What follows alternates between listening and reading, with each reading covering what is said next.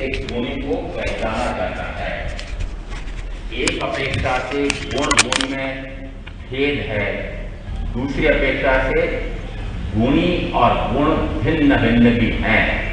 भेद विवक्षा में ये उद्गल के लक्षण हैं, परंतु वर्ण गंध रस स्पर्श इन्हीं से बना हुआ ये जिसमें पाए जाते हैं उसी को उद्गल कहा।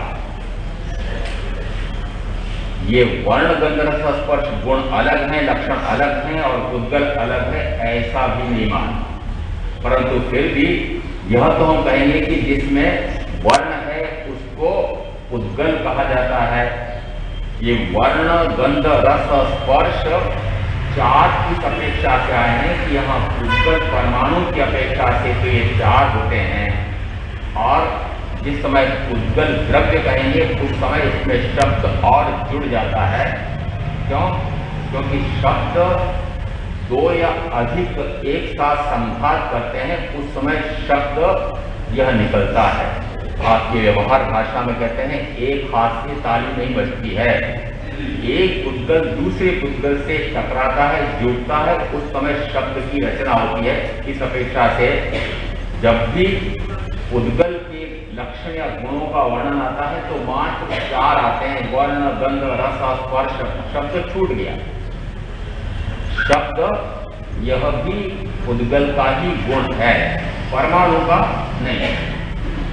यहाँ ये पांचों गुण पांच इंद्रियों के विषय होते हैं।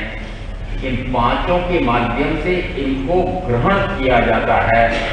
ग्रहण करने की शक्ति, कल कहा था कि 6 द्रव्यों में से 2 प्रकार के भेद करते हैं। 5 अजीव हैं और 1 जीव है। यहाँ सामान्य गुणों में भी कहा था जीव यह जानने की शक्ति रखता है, प्रमेयत्व गुण। याद रखा कि प्रमेयत्व गुण अर्थात जिसे जाना जा सकता है उसे कहते हैं प्रमेयत्व। 6 द्रव्यों में ऐसा गुण है कि उसको जाना जा सकता है। तो यहाँ उद्गल द्रव्य इसको जाना जा सकता है। अन्य 4 द्रव्य भी जाने जा सकते हैं। किससे जाने जा सकते हैं? तो कि जिसमें जानने की शक्ति हो वह जानेगा, और जानने की शक्ति मात्र एक जीव में है।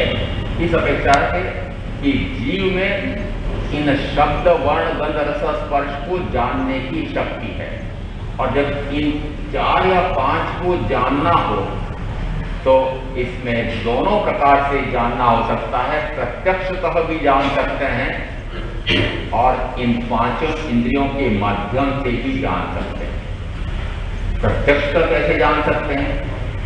ज्ञान में जब सकल प्रत्यक्ष ज्ञान प्रकट होता है, निरावरण केवल ज्ञान प्रकट होता है, उस दशा में इंद्रियों को काम नहीं लेते हुए भी वे उद्गल का ज्ञान रखते हैं। यद्यपि उनको पौद्गलिक ज्ञान से कुछ लेना देना नहीं है, वे उसको पराया जानते हैं, परंतु जानने में आ रहा है। किस अपेक्षा से कि प्रत्येक द्रव्य जानने में आने की शक्ति रखता है। प्रमेयत्व गुण यही कहता है। यदि 5 द्रव्यों को मैं जानने की शक्ति रखता हूं तो क्या अपने आप को भी जानने की शक्ति रखता हूं? हाँ, यदि मैं पर पदार्थ को जानने की शक्ति रखता हूं तो स्व पदार्थ को भी जान सकता हूं। समस्या आपकी प्रकार की है, क्यों परायों को तो सबको जानते हैं, पर अपने आप को कैसे जाने? पर पदार्थों को तो हम देखते हैं, पर अपने आप को कैसे देखते हैं? आत्मा को कैसे जाने और आत्मा को कैसे देखें? यदि अन्य पदार्थों को जान रहे हैं, देख रहे हैं, तो जानने देखने की शक्ति मुझ में स्वयं में हुई, तो जब स्वयं अन्य को जान सकता है तो क्या स्वयं को भी जान सकता है?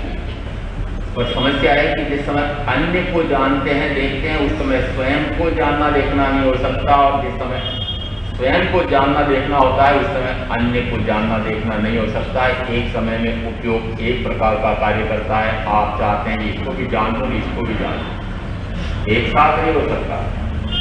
अलग अलग समय में अलग अलग जानने देखने में आ सकते हैं। दूसरी अपेक्षा से कहते हैं कि ये अमूर्त द्रव्य हैं, 6 में से 5 ऐसे हैं कि जो अमूर्त है, और इन अमूर्त द्रव्यों में आत्मा भी अमूर्त है।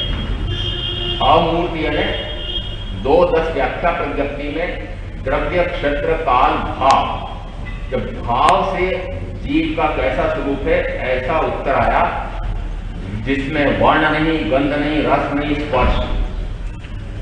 वर्ण गंध रस स्पर्श जिसमें ना हो उसे जीव का। ये दो, एक में तो कहा अनंत ज्ञान, अनंत दर्शन, अनंत चारित्र स्वरूपी है जीव, ज्ञान दर्शन चारित्र स्वरूपी। दूसरी परिभाषा में कह दिया कि जीव कैसा है कि वर्ण गंध रस स्पर्श रहित है। 2 प्रकार की परिभाषाएं क्यों होती है? परिभाषा तो एक जैसी होती है, अभी तक तो आपने पढ़ा परिभाषा तो हमेशा एक होती है। ये 2 प्रकार से क्यों आ गई? वहां पर भी जीव का भाव से कैसा स्वरूप है, यहां पर 2-10 में भी जीव का भाव से कैसा स्वरूप है, अलग अलग उत्तर आ गए। अलग अलग उत्तर क्यों आए इसको बुझे। दोनों में से एक प्रमोद जी, एक उत्तर सकारात्मक है, दूसरा उत्तर नकारात्मक है। सकारात्मक है ना, इसमें ये गुण है, दूसरे में इसके ये गुण नहीं है। वर्ण गंध रस स्पर्श दूसरे द्रव्य के गुण हैं, क्योंकि मैंने दूसरे द्रव्य को या दूसरे द्रव्य के गुणों को अपना मान रखा है। इस कारण से भगवान को नकारात्मक परिभाषा देनी पड़ी कि वर्ण गंध रस स्पर्श है वह मैं नहीं। और अब आपके सामने समस्या है कि आप इन इंद्रियों के माध्यम से अपने आप को, इस अमूर्त स्वरूप को जानना चाहते हैं। देखिए, अमूर्त को तो मूर्त इंद्रियों से जाना नहीं जा सकता। मूर्त इंद्रियां अपना अपना विषय ग्रहण करती हैं, तो कान से तो शब्द सुनाई दे सकता है, आप कान से आत्मा को सुनना चाहते हैं। कान से आत्मा सुनाई देगी नहीं। आत्मा तो जानने का, देखने का, अनुभव करने का विषय है। तो जानना देखना किससे होता है? तो जानने देखने का जिसमें गुण होता है उसी से जान लो, उसी से देख लो, उसी से अनुभव कर लो। तो जिससे जानना देखना अनुभव करना होता है उससे करो। नहीं, हमें तो जानना देखना अनुभव करना 5 इंद्रियों से भी हो रहा है, हो रहा है। 5 इंद्रियों से जानना देखना अनुभव करना नहीं हो रहा है। वास्तव में जानना देखना अनुभव करना तो आत्मा से हो रहा है। और जब तक ये इंद्रियां माध्यम हैं तब तक जितना जानना देखना मानना अनुभव करना हो रहा है वह सारा पराये के होगा, उद्गल के होगा। जब तक इनका उपयोग है, इनका इंद्रियों का। आप कहेंगे हम कान से सुनते हैं, वीतराग वाणी सुनकर के हमने आत्मा के स्वरूप को जाना, शब्द रूप जाना, शब्द का भाव कि आत्मा का ऐसा स्वरूप है, ये किसने जाना? आत्मा। तो जानने का काम किसने किया? जानने का काम आत्मा ने किया, क्योंकि जानने का गुण कहां पड़ा हुआ है? मुझमें, आत्मा में। तो मैं ही जानूंगा। इसलिए जिस समय स्वयं को जानना होगा, अमूर्त स्वरूप मेरा है, तो अमूर्त स्वरूप को अमूर्त से ही जाना देखा अनुभव किया जा सकता है। जब तक ये बीच में 5 कहो कि 6 कहो कि 3 कहो, अलग अलग रूप से गिनते हैं। 5 का अर्थ होता है 5 इंद्रियां, 6 गिनो तो 6ठा मन, और 3 गिनो तो मन वचन काया। जब तक ये 3 बीच में आ रहे हैं तब तक बहुत गरीब कैसा स्वरूप जानेंगे? शब्द रूप जाने। परंतु शब्द रूप जानने के साथ उसका वास्तविक स्वरूप कैसे जानेंगे? उस अमूर्त स्वरूप को तो इस अमूर्त आत्मा के अमूर्त गुण से ही जानना होगा। अभी भी हम जो जानने देखने का अनुभव करने का कार्य कर रहे हैं वह अमूर्त आत्मा से ही कर रहे हैं। ये तो माध्यम है।